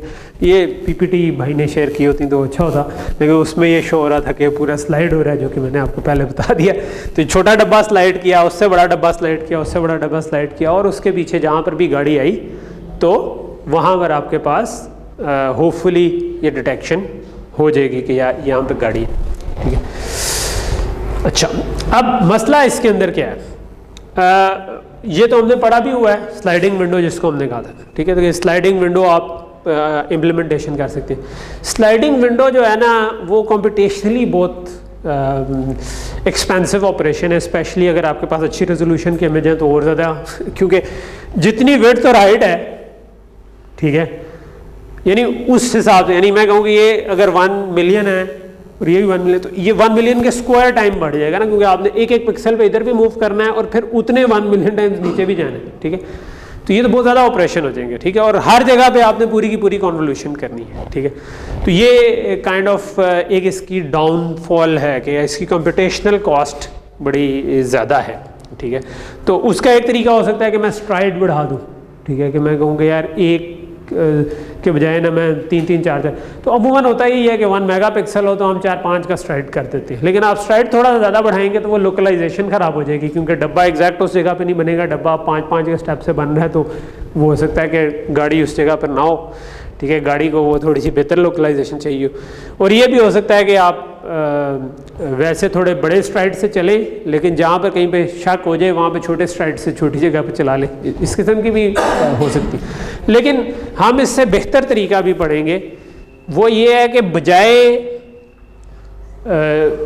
इसको पूरे के ऊपर स्लाइड करने के, हम इसको कॉन्वोल्यूशनल न्यूरल नेटवर्क से यही काम कर लें, कॉन्वोल्यूशनली ये काम कर लें कि जिस तरह कॉन्वोल्यूशनल न्यूरल नेटवर्क चलता है उसके नॉर्मल चलने में ही ये चीज़ हो जाए, ठीक है। तो उसको हम convolutional implementation of sliding Windows करेंगे। एक्चुअली दो एक आइडियाज़ हम इधर डिस्कस करेंगे जो योलो के एक्चुअल एल्गोरिदम में बहुत यूज़ होते हैं, और वो यूज़ होना जो है वो उसको कंप्यूटेशनली बहुत एफिशिएंट बना देता है, और जिस वजह से वो इतना पॉपुलर है कि नॉर्मली अगर स्लाइडिंग विंडो चलाएं तो वो बहुत स्लो होनी थी, उसके बजाय वो थोड़ा सा मॉडिफाइड तरीका यूज़ करते हैं। ओके, सो पहला आइडिया जो है ना वो ये है कि हम कहते हैं कि जो फुली कनेक्टेड लेयर्स हमने पढ़ी थी, ठीक है, तो ऊपर वाले को हम देखते हैं, नीचे वाले को फिलहाल नहीं देखते। तो ऊपर वाला जो है, अगर मैंने कोई चीज़ नॉर्मल कॉन्वोल्यूशनल न्यूरल नेटवर्क बनाना था, ठीक है, जिसमें वो आखिर में हम बता रहे थे कि भाई गाड़ी है या बंदा है या जो भी है, ठीक है। तो टिपिकली क्या होता था कि आप इनपुट इमेज लेते थे, इधर हमने छोटे साइजेस लिए हैं, टिपिकली ये बड़े होंगे, but this is for demonstration purpose कि आपने, हम स्ट्रक्चर तो यही रहता है ना, हमने देखा कि साइज बड़े हो गए थे कॉन्वोल्यूशनल नेटवर्क्स कि अमूमन क्या होता है कि आपका विड्थ इंटू हाइट इंटू 3, क्योंकि रेड ग्रीन ब्लू है वहाँ, वो आपकी इनपुट आती है, उस पर आप कोई कॉन्वोल्यूशन अप्लाई करते हैं, जो लेट्स से अगर 5x5 लिखा है तो असल में ये 5x5/3 है, बिकॉज ये वाला चैनल जो है डेप्थ हमेशा बराबर होती है, और फिर ऐसे 16 फिल्टर आपने लगाए तो तो आपके पास 16 आउटपुट्स आ गई, तो इसकी डेप्थ 16 हो गई। और फिर आपने इसको मैक्स पूल किया 2x2 के साथ, तो फिर आपके पास 5x5 हो गया, क्योंकि मैक्स पूल हाफ कर देता है। एंड देन आपने फुली कनेक्टेड लेयर्स कुछ लगा दी। लेट से हमने इधर 400 की 2 फुली कनेक्टेड लेयर लगा दी, ठीक। अच्छा, सो अब इस स्लाइड में हम क्या समझना चाह रहे हैं, हम थोड़ा सा इसमें फुली कनेक्टेड लेयर्स को ऑप्टिमाइज करना चाह रहे हैं। तो लेट से हमने यही काम किया यहाँ तक, ठीक है, कि हमने पहली कॉन्वोल्यूशन और मैक्स पुलिंग वही रखी। ये फुली कनेक्टेड लेयर जो थी ना, इसके बजाय हमने क्या किया, 1/1/400 की एक रो लगा दी। तो दिस इज बेसिकली 1/1 कॉन्वोल्यूशन। तो 1/1 कॉन्वोल्यूशन क्या करती थी, वो पूरी डेप्थ से उठाता था, ठीक है, और उस पूरी डेप्थ के साथ पॉइंट बाय पॉइंट मल्टीप्लाई करके एक एलिमेंट बाहर आता था, यही चीज़ था ना। और उसके बाद आपके पास कह लें कि सो बेसिकली जो ये वाली लेयर है ना, ये अब एक तरह से इसमें ट्रांसफॉर्म होगी ना, कि आपके पास अगर मैं इधर एक 1/1 लेयर लगा दूं, तो आपके पास यहाँ पर ये 5/5 ही है काइंड ऑफ, ठीक है, यानी 1/1 इससे आगे जाएगी। 5/5 थी, ठीक है, तो 5/5 से इसका साइज भी 5/5 ही था, ठीक है। तो हमने 5/5 लिया और पूरे को कंप्रेस करके एक कर दी। तो 5/5/16 पूरा जो था ना, उसकी एक कॉन्वोल्यूशन यानी पूरी ली और एक आउटपुट आ गई, राइट। फिर ऐसे मैंने 400 अगर बना दिए, ठीक है, तो ये पूरे का पूरा नहीं, इनमें से एक आउटपुट आई थी 5/5/16 की। अगर मैं इधर देखूं तो इसकी एक फुली कनेक्टेड लेयर का क्या मतलब था, कि ये 5/5/16 से सारों से पॉइंट बाय पॉइंट मल्टीप्लाई होकर एक नंबर आ रहा था। तो ये और ये कंप्यूटेशनली एक्चुअली सेम ही चीज़ है, यानी कि इसमें कोई फर्क नहीं पड़ा, क्योंकि इसमें भी मैंने 5/5/16 को डायरेक्ट कनेक्ट किया हुआ था इससे, इसमें भी मैंने 5/5/16 को डायरेक्ट कनेक्ट किया हुआ है इससे, ठीक है। और फिर ऐसे क्योंकि हमने 400 यूनिट बनाए हुए थे, तो हमने इसकी डेप्थ 400 कर दी, तो इसका वही मतलब बन गया जो कि ये वाला मतलब है। तो कंप्यूटेशनली कोई फर्क नहीं है। यही काम हम अगली स्टेज पे भी कर सकते हैं, कि यहाँ पर जो हमने कहा था कि ये 400 जो है वो इससे कनेक्टेड है, तो अगर मैंने इसका एक एलिमेंट लूँ, जो हमने 1/1 कन्वोल्यूशन पढ़ी थी, वो यही कही थी ना कि वो पूरी डेप्थ को उठाता है, उसको वेट से मल्टीप्लाई करके एक वैल्यू निकालेगा, राइट। और फिर ऐसे 400 लगा दिया। तो यही काम इधर हो रहा था कि ये पूरी पिछली उठाता है, उनको वेट से मल्टीप्लाई करके एक वैल्यू लेता है। तो बेसिकली जो फुली कनेक्टेड लेयर्स हैं, उनको हम विजुअलाइज कर सकते हैं एज अ कह लें कि जो हमारी 1/1 लेयर है, ठीक है, उसमें पहली वाली जो फुली कनेक्टेड लेयर है, उसमें आपका फिल्टर 5/5 समथिंग ही है, लेकिन क्योंकि वो एक ही दफ़ा फिल्टर हो रहा है, यानी उसमें हम कोई स्ट्राइड यूज़ कर नहीं रहे, 5/5 पूरा लिया और बाय 16 लिया और उससे एक लिया, तो वो बेसिकली आपका हमने कह लिया कि नो पैडिंग के साथ अगर हम पूरे साइज का फिल्टर ले लें तो ये वाला फुली कनेक्टेड लेयर ही बन जाती है, ठीक है। तो नो पैडिंग के साथ अगर हम 1/1 आउटपुट निकल आएगी आपकी, अगर आपने 5/5 कॉन्वोल्यूशन आकर।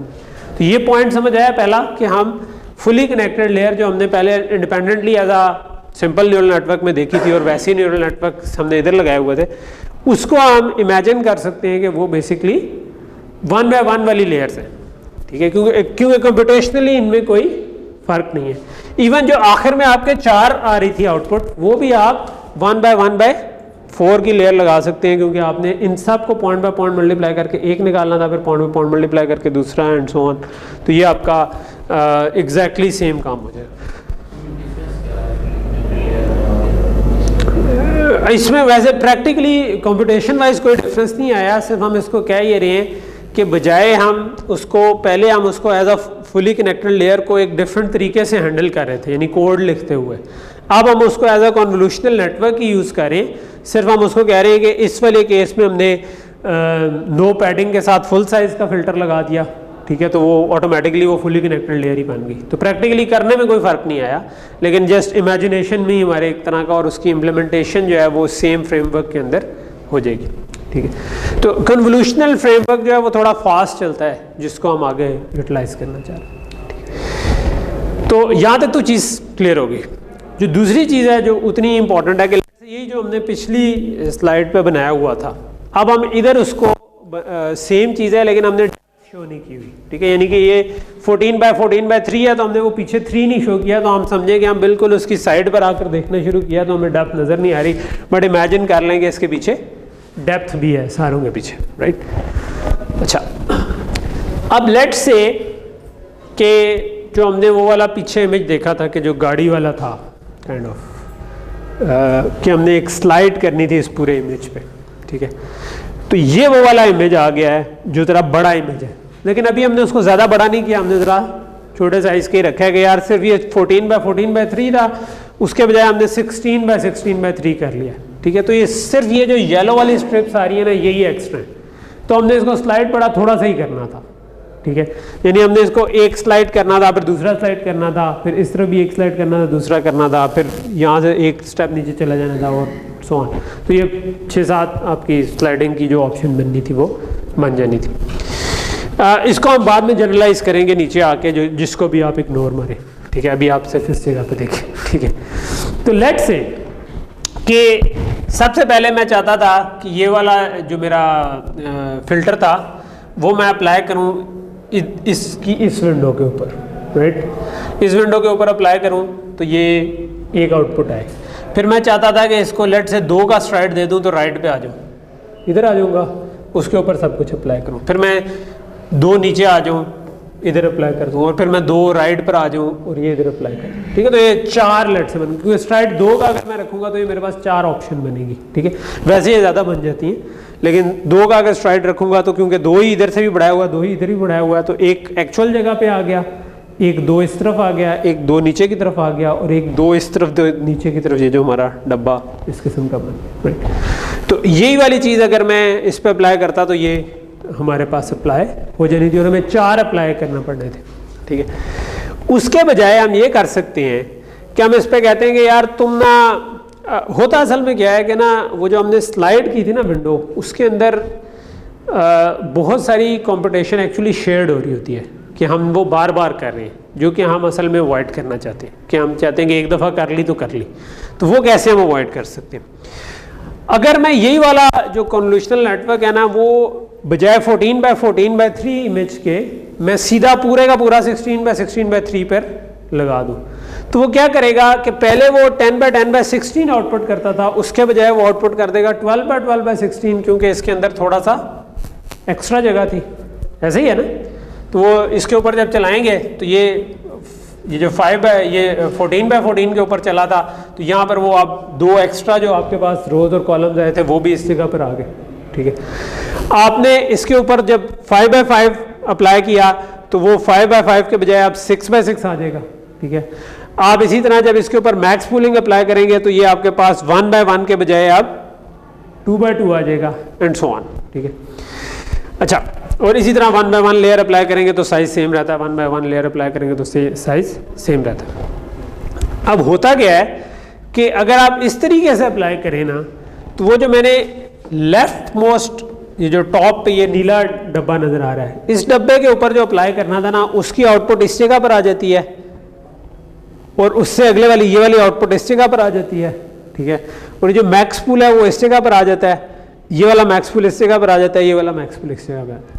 और वो जो मैंने स्ट्राइड ऑफ 2 के साथ इम्प्लीमेंट करना था, लेट से कि ये ग्रीन डब्बा जो नजर आ रहा है, ठीक है, ये अगर मैं अप्लाई करूंगा ना तो वो इस जगह पर आ जाएगी, क्योंकि ये वाला हिस्सा तो मैं इग्नोर कर रहा था, राइट।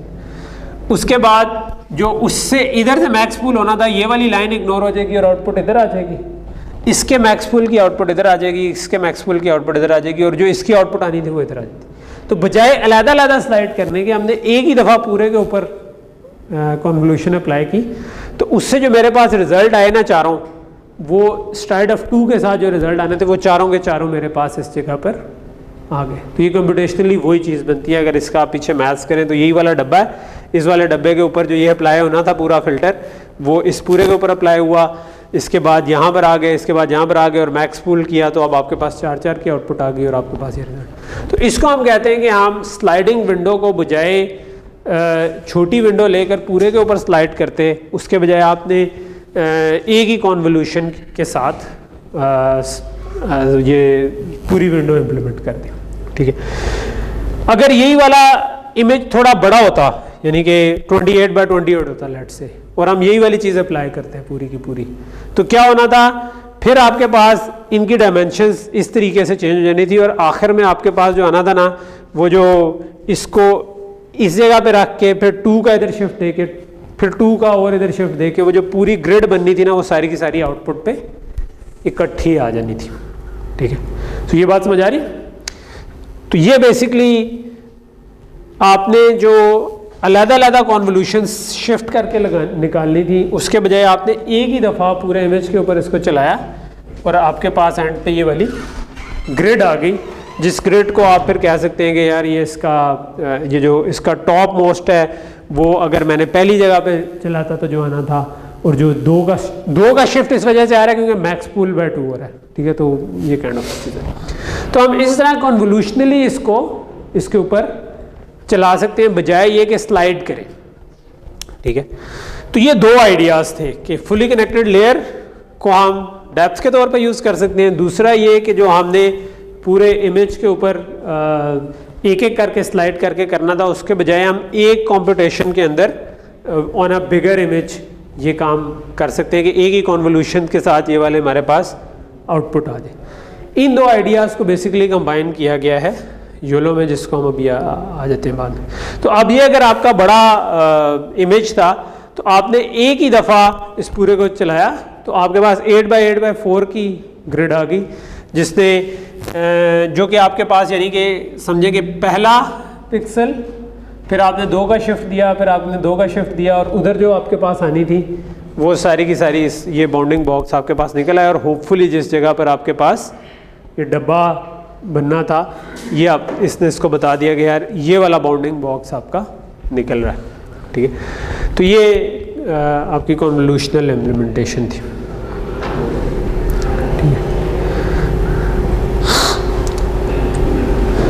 ओके, एक और जो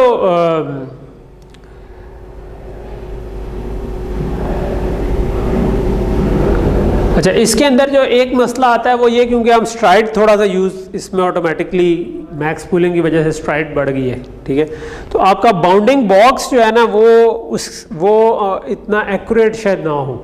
ठीक है, तो कब आप बाउंडिंग बॉक्स की एक्यूरेसी मेजर कैसे करेंगे, हम ये देखना चाहते हैं। कोई भी बाउंडिंग बॉक्स निकला और ट्रेनिंग सेट पे लेट से हम चला रहे थे, तो वो बाउंडिंग बॉक्स उससे कितना मैच कर रहा है। ठीक है, यानी कि अगर मेरे पास असल बाउंडिंग बॉक्स ये था लेकिन मैंने जो बाउंडिंग बॉक्स बनाया वो ये आ गया, तो is it a good match और अ बैड मैच।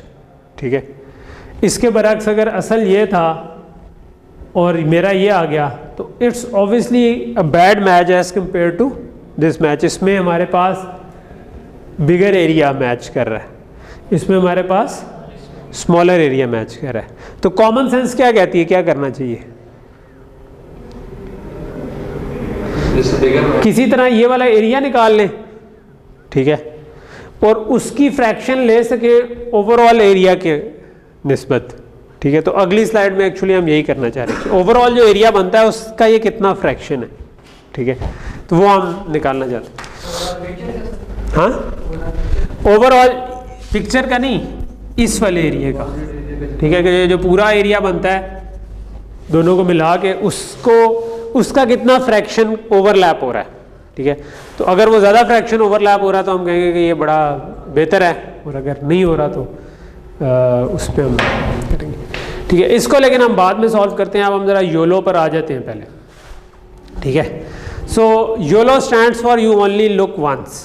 ठीक है, सो ये नीचे उसका पेपर है जो रेफ़र कर रहा है। ठीक है, तो इसमें अब आप क्या करते हैं कि आप अभी इधर डिमॉन्स्ट्रेशन के लिए हमने इसको 3x3 की ग्रिड में तोड़ दिया। ठीक है, प्रैक्टिकली आप इससे बड़ी ग्रिड रखते हैं, अमूमन 19x19 की ग्रिड समझे बना लेते हैं। ठीक है, तो ये आपकी 3x3 की लेट से ग्रिड है जो कि हमने बना दी, और हम हर ग्रिड के ऊपर ना वही वाला एल्गोरिथम चलाते हैं जो कि हमने शुरू में देखा कि हम पीसी को 1 कर देंगे कि अगर कोई ऑब्जेक्ट हुई उसका बाउंडिंग बॉक्स बता देंगे और क्लास बता देंगे कि वो मोटरसाइकिल है, गाड़ी है, या कहते हैं पेडेस्ट्रियन है। ठीक है, तो C1 C2 C3 हमारे पास ये आ गया। ठीक है, सो इसका मतलब क्या हुआ कि आपकी जो आउटपुट आ रही है वो आउटपुट इस पे भी चलाना है, इस पे भी चलाना है, इस पे भी चलाना है, इन सब पे चलाना है, राइट। तो हमने क्या किया कि ये मेरी एक बॉक्स की आउटपुट है और यही वाली ऐसी आउटपुट इस बॉक्स के लिए भी आएगी, ऐसी आउटपुट इस बॉक्स के लिए, तो यानी कि ये हर बॉक्स के लिए बताएगा कि क्या इस बॉक्स में कोई ऑब्जेक्ट है। फॉर एग्जांपल अगर मैं इस बॉक्स पे चला जाऊँ तो इस पे ऑब्जेक्ट नहीं है, तो नहीं है तो इसका मतलब है पीसी ही 0 हो जाएगा, तो बाकी सारे डोंट केयर हो गए। ठीक है, वी डोंट केयर अबाउट। ठीक है, लेट से कि फिर इस पे चलाया, इसने कह दिया कि इस जगह पर आउटपुट कोई भी हमारी क्लास एग्जिस्ट नहीं करती, अगेन वो भी इसी फॉर्मेट में आ जाएगा। तो जितने भी डब्बे हैं जिनके अंदर कोई ऑब्जेक्ट नहीं है उन सब पे हमारा इस किस्म की आउटपुट आ जाएगी। जिसमें किसी डब्बे में कोई ऑब्जेक्ट है, फॉर एग्जांपल ये ग्रीन डब्बे को हम ले लेते हैं, इसमें अब कार है, तो कार अगर है तो ये कहेगा कि PC 1 है, राइट, कि यानी कि क्लास एग्जिस्ट करती है इसके अंदर। कौन सी क्लास है, हमने पेडेस्ट्रियन कार या मोटरसाइकिल रखा हुआ था, तो क्योंकि दूसरे नंबर वाली आउटपुट 1 है तो हमने इसको दूसरे 0 1 0 कर दिया कि यार ये 0 1 0 इसका क्लास है। अगर इसके बजाय यहाँ पे पेडेस्ट्रियन होता तो हम 1 0 0 कर देते। ठीक है, और फिर इसके अलावा BX BY जो है ये इसका सेंटर बता देंगे। ठीक है, तो हमने सेंटर और विड्थ और हाइट बतानी थी। ठीक है, तो BW और BH जो है वो उसकी विड्थ और हाइट बता देंगे। तो ये इस डब्बे के अंदर ये बता देगा कि इसका सेंटर इधर आ रहा है और विड्थ और हाइट, और ये चलता है इस तरीके है कि ऑब्वियसली एक गाड़ी जो है ना वो 2 डब्बों में भी आ सकती है। फॉर एग्जांपल इसका कुछ पार्ट इस डब्बे में भी आ रहा है, कुछ पार्ट इस डब्बे में भी आ रहा है, तो जिसमें सेंटर आ रहा हो ना वो कहता है कि हाँ जी ये मेरे पास इसका सेंटर है, this is the BX BY। अगर इधर सेंटर नहीं आ रहा तो ये डब्बा यही कहेगा कि मेरे अंदर कुछ नहीं है। ठीक है, तो ये वाला डब्बा जो है ये कहेगा कि इधर सेंटर आ रहा है और ये इतनी विड्थ है, इतनी हाइट है, तो ये उसको आउटपुट काइंड ऑफ कर देगा।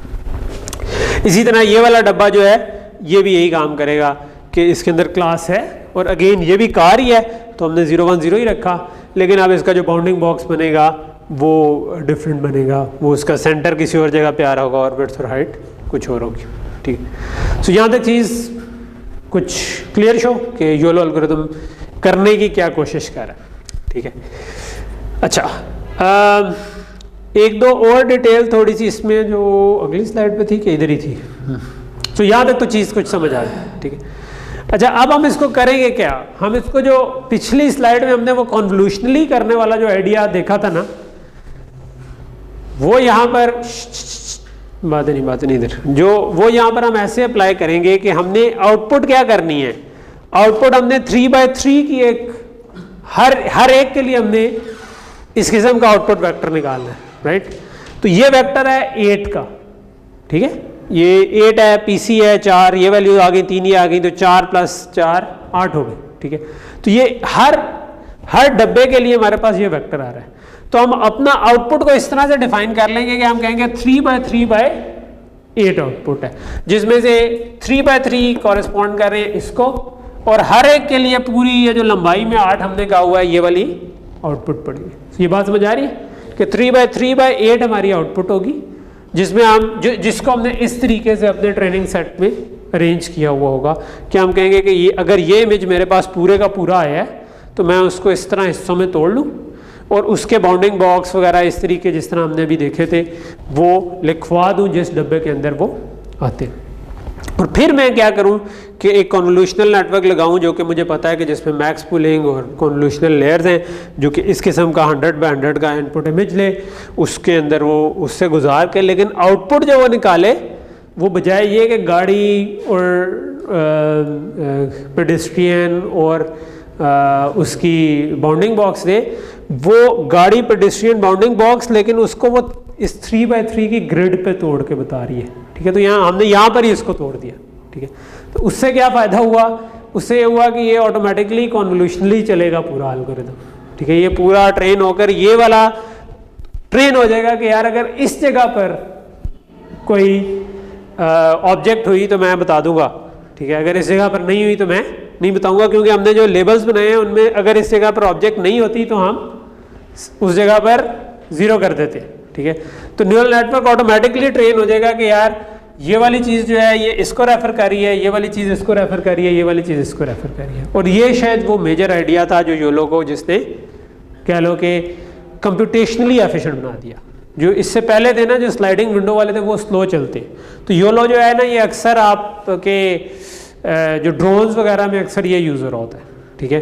तो क्योंकि आपके पास वहाँ पर आप बहुत ज़्यादा पावर नहीं यूज़ कर सकते, बैटरी के ऊपर चल रहे हैं, ठीक है, और आपने ऑब्जेक्ट डिटेक्शन करनी है और सब कुछ करना है, तो वहाँ पर आप अमूमन फिर क्या करते हैं जो थोड़ा कम कंपटीशन वाला। तो क्योंकि ये न्यूरल नेटवर्क खुद ही ट्रेन होकर सीधा वो बता रहा है कि किस वाले डब्बे के अंदर ऑब्जेक्ट है और उसका क्या बाउंडिंग बॉक्स है, तो वो न्यूरल नेटवर्क इटसेल्फ जो है ना वो ये इतना ज़्यादा कंप्यूटेशनली एक्सटेंसिव नहीं होता जितना वो जो स्लाइड करने का पार्ट है वो कंप्यूटेशनली एक्सटेंसिव। और ये वो स्लाइडिंग का पार्ट इसके अंदर से निकल गया बिकॉज हमने आउटपुट में ऑटोमेटिकली डब्बों में तोड़ दिया।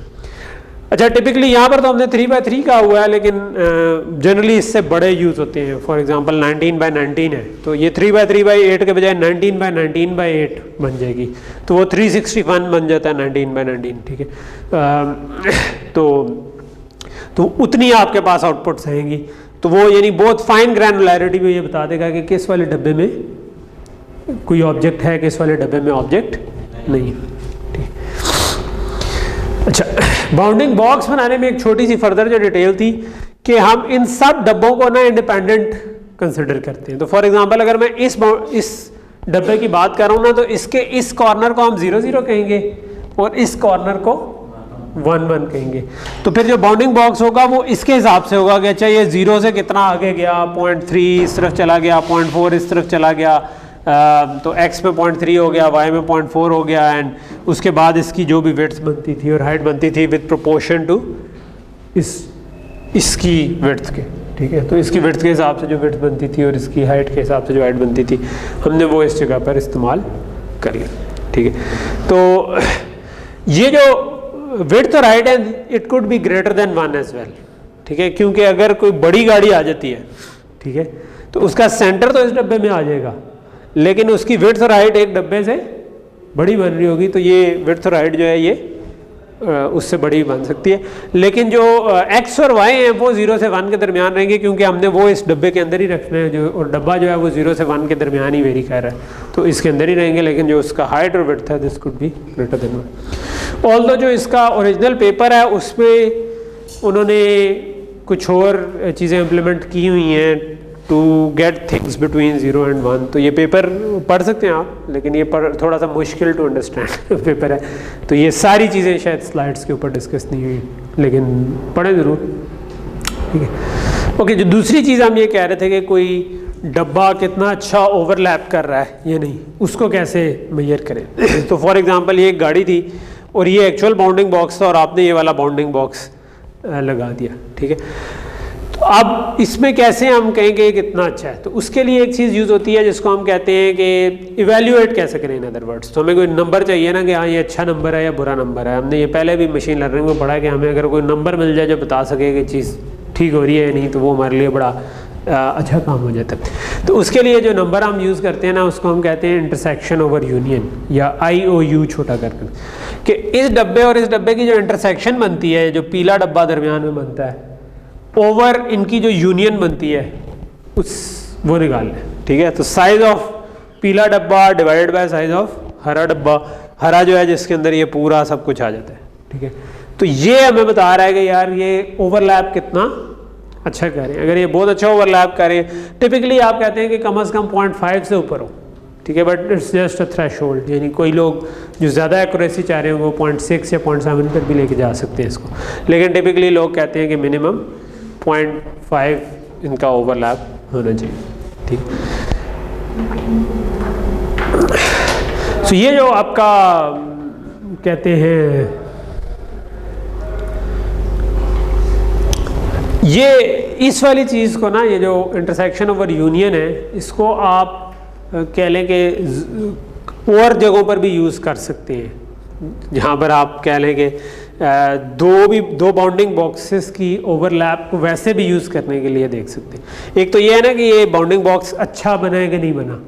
अभी हम अगले में ये करेंगे कि हम जो गलत बाउंडिंग बॉक्स बन जाते हैं उनको रिजॉल्व करने के लिए इसको कैसे यूज़ करते हैं, उसको हम कहते हैं नॉन मैक्स सप्रेशन। ठीक है, प्रैक्टिकली जब आप लेट्स से कि ये इमेज था और इसके ऊपर आप योलो या कोई ऐसा एल्गोरिथम लगाएं तो वो आपको डब्बे जो निकाल के देगा ना उसमें एक के बजाय एक ही गाड़ी पे ज़्यादा डब्बे बन जाएंगे। ठीक है, सो फॉर एग्जांपल 19 बाय 19 की अगर ग्रिड है ना तो हो सकता है कि इधर 3-4 जो ग्रिड पे आपके क्या लेंगे एलिमेंट्स हैं वो समझें कि यार मेरे पास सेंटर बनता है। ठीक है, तो आपके पास एक के बजाय ज़्यादा डब्बे आ जाएं और वो कहे कि यार हर एक की प्रोबेबिलिटी होगी, कहेगा 1.9 से कह रहा होगा, कोई 0.8 से कह रहा होगा। ठीक है, तो हो सकता है कि असल में आपके पास जो आउटपुट आए ना वो कुछ इस किस्म की आ जाए कि यहाँ पर वो 2 डब्बे आ रहे हो, ये कह रहा हो कि यार 0.8% चांस है कि ये डब्बा सही है, 0.7 चांस है कि ये डब्बा सही है, एंड सो ऑन इस जगह पे भी। ठीक है, तो यहाँ पर 3 डब्बे आ गए, 1.6 था, 1.7 था, 1.9 था। ठीक है, तो अब एक प्रॉब्लम ये बनता है कि फिर इसमें से सही डब्बा पिक करना। ठीक है, तो उसका क्या तरीका हो सकता है आपके ख्याल में? हाँ, तो अब मुझे ये लेट से नज़र नहीं आ रहा इमेज, अभी तो हम देख रहे हैं ना, देख के तो हम खुद पिक कर सकते हैं। लेट से मुझे नज़र नहीं आ रहा, मेरे पास आ गए इस किस्म के डब्बे तो जिनमें प्रोबेबिलिटी मैक्सिमम आ रही है, तो वो तो एक होगा, हो सकता है 2 गाड़ियाँ हो, मुझे कैसे पता चला कितनी गाड़ियाँ हैं, ये कैसे मैं निकालूँ?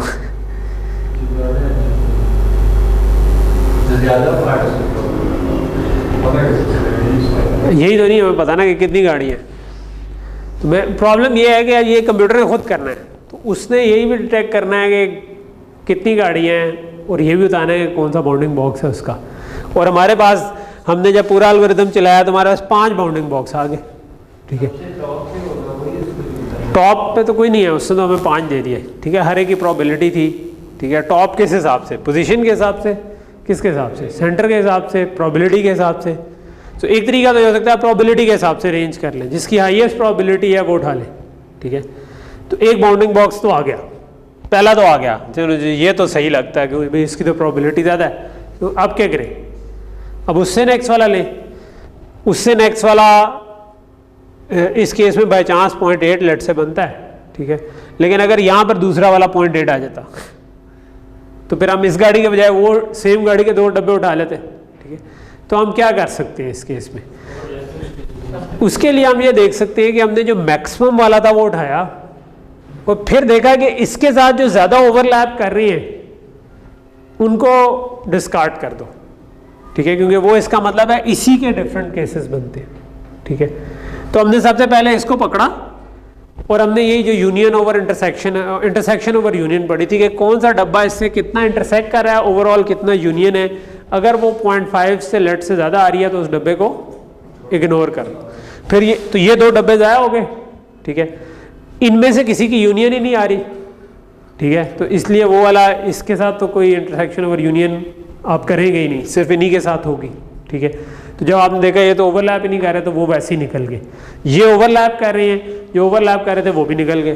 ठीक है, उनमें क्योंकि तो उसके बाद फिर आपने कहा कि अच्छा जो नॉन ओवरलैपिंग है इसमें मैक्सिमम प्रोबेबिलिटी किसकी है, वो आपने निकाल ली, इसकी थी। ठीक है, उससे भी आपने यही काम किया कि यार उस वाले के साथ जितने भी ओवरलैप कर रहे हैं उनको उड़ा दो, और फिर आपने जो ज़्यादा ओवरलैप करें, क्योंकि ये भी पॉसिबल है कि इधर 2 गाड़ियाँ और वो थोड़ा सा ओवरलैप कर रही हो, इधर नहीं शो किया हुआ लेकिन इसके बिल्कुल आगे ही गाड़ी जा रही होती है, उसका बाउंडिंग बॉक्स इसके साथ ओवरलैप कर देता, उसको हम नहीं निकालना चाह रहे, हम ज़्यादा ओवरलैप वाले। तो हम कोई थ्रेशोल्ड रखेंगे कि union over intersection over union अगर एक थ्रेशोल्ड से ज़्यादा हो, यानी 0.5 वो लेट से या 0.6 हो, तो हम कहेंगे यार इनको डिस्कार्ड कर दो। ठीक, तो यहाँ तक बात समझ आ रही? So this is the key idea जो कि आगे आपको ये डिस्कस हुआ। तो ये उसके स्टेप्स हैं। ठीक है, एग्ज़ाम के पॉइंट ऑफ व्यू से ना जो ये वाली स्लाइड है ना जिसमें स्टेप्स लिखे होते हैं, ये ज़रा इम्पोर्टेंट, मैं ये नहीं कह रहा कि उनको याद कर लें। ठीक है, कोई हर्ज नहीं, याद भी कर लें, लेकिन समझ होनी चाहिए। समझ होगी तो आप रिप्रोड्यूस कर देंगे वही बात। ठीक है, तो अगर आपने वो रीज़नेबली सही अल्फाज में रिप्रोड्यूस की हुई तो मैं उसको ठीक कंसिडर करूँगा। ठीक है। तो जिस तरह आप लोगों को आया था, पीसीए का आया था, किसका आया था कि जिसका के मीन्स का क्वेश्चन आया था ना कि के मीन्स का एल्गोरिथम लिख दे, सिंपल सा एल्गोरिथम था, ठीक है। तो कुछ लोगों ने अपने अल्फाज में ठीक लिख दिया था तो मैंने उनको नंबर दे दिए थे, लेकिन ज़्यादातर का वो गलत हुआ था, हालांकि वो बड़ा एक स्ट्रेट फॉरवर्ड था, ठीक है। ओके, सो ये आपका क्या है, तो लेट्स से कि ये आपके पास था और ये आपकी सारी प्रेडिक्शंस बनती थी। तो आपने क्या किया, आप सबसे पहले तो ये करते हैं कि ना जिनकी पीसी बहुत कम है आप उनको वैसे ही उड़ा दें, ठीक है। उसके बाद while there are remaining boxes, so एक तरह का वाइल लूप आपने लगा दिया कि तब तक चलते रहो जब तक बॉक्सेस नहीं रहते, क्योंकि हमें नहीं पता कि ऑब्जेक्ट्स कितनी है, ठीक है। तो हमारे पास लूप वाइल का तब अमूमन हम लगा रहे होते हैं जब हमें पहले से ना नोन हो कि हमने कितना डाटा पढ़ना है, ठीक है। तो हमें नहीं पता कि कितने बॉक्सेस हैं, हो सकता है 50 निकले, हो सकता है एक ही निकला हो, ठीक है। तो अगर एक निकला हुआ तब भी ये चल जाएगा, एक ही के बाद हम फारिग हो जाएंगे, अगर 50 हुए तब भी ये चल जाएगा। तो हम क्या करें, pick the box with largest PC, ठीक है, और उसको कहें ये तो ठीक है, ठीक है। जिस तरह हमने पिछली स्लाइड पे देखा था कि गाड़ी की जिसकी 0.9 आ रही थी, हमने कहा ये तो बॉक्स ठीक है, इसको आप करें। डिस्कार्ड एनी रिमेनिंग बॉक्सेस जिनका IOU 0.5 से ज़्यादा आता हो, ठीक है। तो इस वाले बॉक्स के साथ, तो इस वाले बॉक्स के साथ कोई भी 0.5 से ज़्यादा आता है, इसका मतलब है वो ओवरलैप है, उसको आप डिस्कार्ड कर दें। डिस्कार्ड कर दिया, फिर आप वापस गए, डिस्कार्ड कर दिया, तो इसका मतलब है ये लिस्ट से निकल गया। अब जो बाकी लिस्ट बची उसमें ये वाले डब्बे आप नहीं है, तो अब आपने दोबारा कहा कि अच्छा अब देखो किसकी हाईएस्ट प्रोबेबिलिटी है, तो ये वाला जिसकी हाईएस्ट प्रोबेबिलिटी थी वो वैसे ही हमने निकाल दिया था कि वो ठीक है, जो ओवरलैप थे वो भी निकाल दिए थे, तो अब वो वाले रह गए होंगे जो नॉन ओवरलैपिंग बॉक्सेस थे, और उसमें जो हाईएस्ट प्रोबेबिलिटी थी वो उठाया और उसके ओवरलैपिंग बॉक्सेस भी निकाल दिए।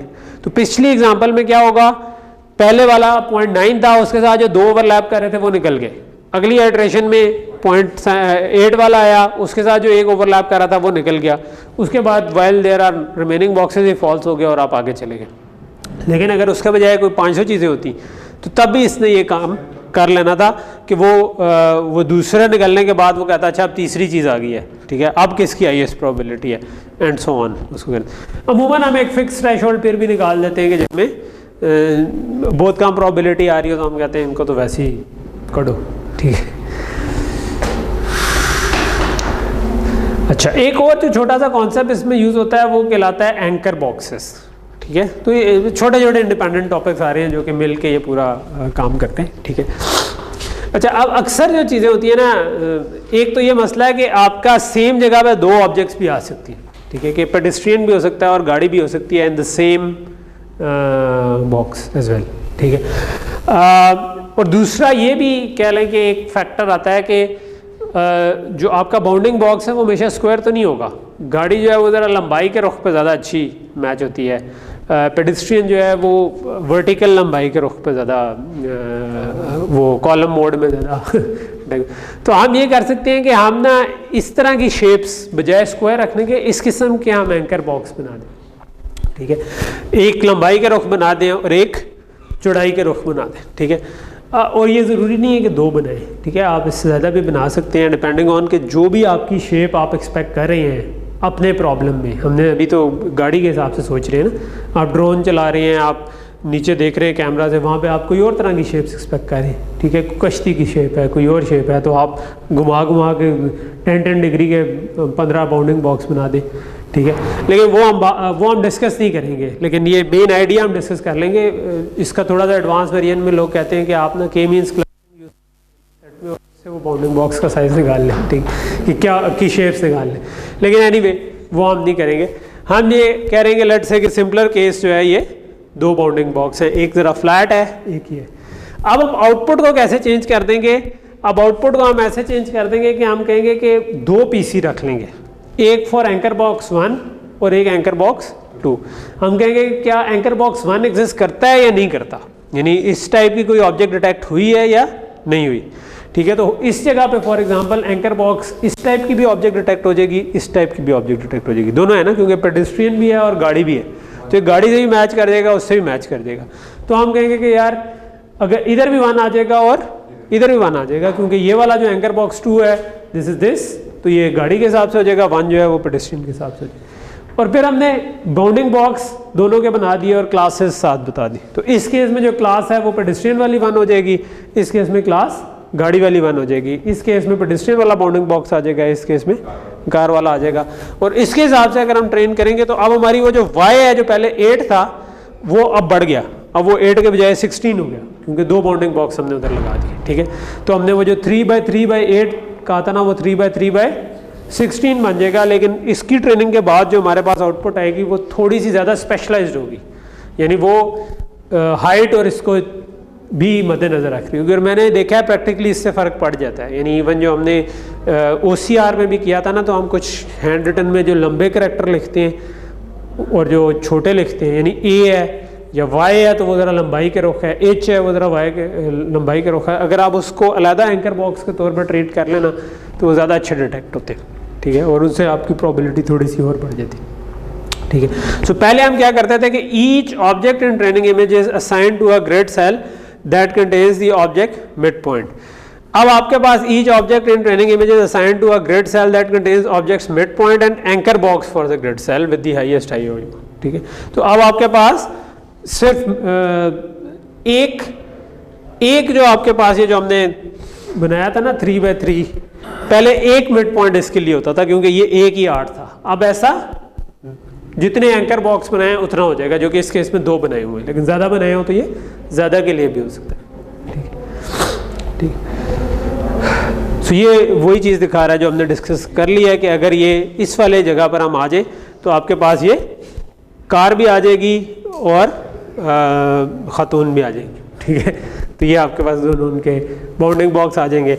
और अगर सिर्फ कार होती तो फिर यहाँ पर 0 होता और ये डोंट केयर होते और कार वाली चीज़ 1 हो जाती है। ठीक है, और यहाँ पर ये डिफरेंस आपको नज़र आ रहा है, कार है तो 010 आ रहा है, पेडेस्ट्रियन है तो 100। सो अगर हम इस सब को इकट्ठा करें तो योलो एल्गोरिथम जो हमने पूरा किसी हद तक देख लिया था, लेकिन उसके अंदर हमने जो अभी ये वाला फैक्टर एंकर बॉक्सेस का नहीं डाला था, अगर वो भी डाल दें तो हमारे पास होता ही है कि अब अगर हमने 3 चीज़ें डिटेक्ट करनी है, लेट से पेडेस्ट्रियन, कार और मोटरसाइकिल, तो अब आपने लेट से 2 किस्म के एंकर बॉक्सेस बनाए हुए हैं। ठीक है, तो ये ज़रूरी नहीं है ये सेम जितनी चीज़ें हैं उतनी एंकर बॉक्स हो, चीज़ें 3 हैं, एंकर बॉक्स 2 हैं। इस केस में आप ये भी हो सकता था कि आप एंकर बॉक्स 4 किस्म के बना देते, चीज़ें आपकी 2 किस्म की होती। ठीक है, आपने कश्तियाँ ही डिटेक्ट करनी है, लेकिन एंकर बॉक्स जो है वो आप घुमा घुमा कर डिफरेंट जगहों पे कर रहे हैं, या आपने गाड़ी डिटेक्ट करनी है तो आपने ऊपर से देख रहे थे तो गाड़ी इस तरफ भी हो सकती है, इस तरफ भी हो सकती है, तो आपने उसकी ज़्यादा रोटेशन बना दी। ठीक है, तो ये ज़रूरी नहीं है कि इनमें कोई 1-to-1 कॉरेस्पॉन्डेंस होगी, ये फ़र्क भी हो सकती है। तो हमने 2 किस्म के एंकर बॉक्सेस बना दिए, एक जो कि ज़रा पेडेस्ट्रियन ओरिएंटेड था, एक जो कार और मोटरसाइकिल को ज़्यादा अच्छा डिटेक्ट कर सकता था, और फिर उसमें हमने PC and bounding box classes, PC bounding box classes इस तरीके से बना दिया। बैकग्राउंड इसलिए नहीं बनाया क्योंकि हमारे पास अगर PC 0 होगा तो इसका मतलब है कि बैकग्राउंड ही है। ठीक है, और अब हमारे पास 3/3/8 जो पहले होता था, अब वो 3/3/2 एक तरह के हो गया, क्योंकि हमारे पास 2 वो बन गए एंकर बॉक्सेस। अगर हमारे पास इसके बजाय 5 एंकर बॉक्सेस हो जाते तो ये 3/3/5/8 हो जाता, जो कि 40 होता, तो ये 90, या इसी तरह अगर 19/19 होता तो वो 19/19/40 हो जाता। तो ये आपके पास आ रहा है नंबर ऑफ एंकर्स, और ये आपके पास आ रही है नंबर ऑफ क्लासेस की कितनी क्लास, तो ये पूरा आपका एक वो बन जाता। तो ये इसके आगे आप एक पूरा कॉन्वोल्यूशनल न्यूरल नेटवर्क लगा सकते हैं। और ये वाले का जो साइज़ है जो आउटपुट का, ये जो भी 3/3/16 लिखा हुआ, बिकॉज हमने 2 एंकर बॉक्स यूज़ किए, यहाँ पे जो हम डिस्कस कर रहे थे, ये वाला साइज़ एक्चुअली वेरी करेगा कि कितने आपने एंकर बॉक्सेस इस्तेमाल करने उसके ऊपर। सो जब आप ये अब काइंड ऑफ रिडंडेंट हो गया कि फिर प्रेडिक्शन कैसे बनेगी 3/3। तो अब आपके पास लेट से इस जगह पर आपके इधर से शुरू होंगे अगर, तो इसके लिए इधर तो ये बैकग्राउंड था, टोटली बैकग्राउंड था, तो इसका मतलब है कि आपके पास दोनों एंकर बॉक्सेस में 0 आएगा एंड वी डोंट केयर कि बाकी जगह पे क्या पड़ा हुआ है। अगर जब आप इस वाले डब्बे पर आ जाएंगे तो इस वाले एंकर बॉक्स में आपके पास एक तो ये उसकी कहते हैं पहला एंकर बॉक्स जो लेट से, खैर ये वाली गाड़ी जो है ये फिर भी स्क्वेरिश लग रही है बिकॉज बैक से देख लें, लेकिन जो फ्लैट वाला एंकर बॉक्स था बजाय लंबे वाले के लेट से कि उसमें ज़्यादा प्रोबेबिलिटी आई बिकॉज उसके अंदर गाड़ी हम डिटेक्ट कर रहे थे, तो वहाँ पर 1 आएगा। पेडेस्ट्रियन वाले केस वाला जो पेडेस्ट्रियन से मिलता जुलता एंकर बॉक्स बनता था, लंबाई के रुख वाला एंकर बॉक्स, उसमें 0 आया, और इधर हमने उसका बाउंडिंग बॉक्स कर दिया और हमने एक साथ बता दिया कि इसकी क्या आउटपुट आएगी।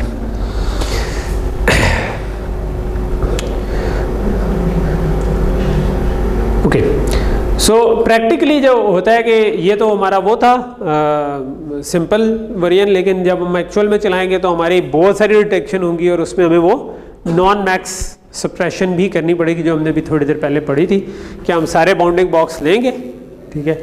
तो हम हर ग्रिड सेल के लिए जो आपके पास 2-2 बाउंडिंग बॉक्सेस आपके पास आ गए, ठीक है, इधर भी 2 बॉक्सेस हैं, इधर भी 2 बॉक्सेस हैं, इधर भी, ठीक है। इनमें जिनके अंदर बहुत कम प्रोबेबिलिटी आ रही थी प्रेडिक्शन की, उनको आपने उड़ा दिया, तो वो उड़ा दिया तो आपके पास बेसिकली कम बचेंगे जितने भी बचे, ठीक है।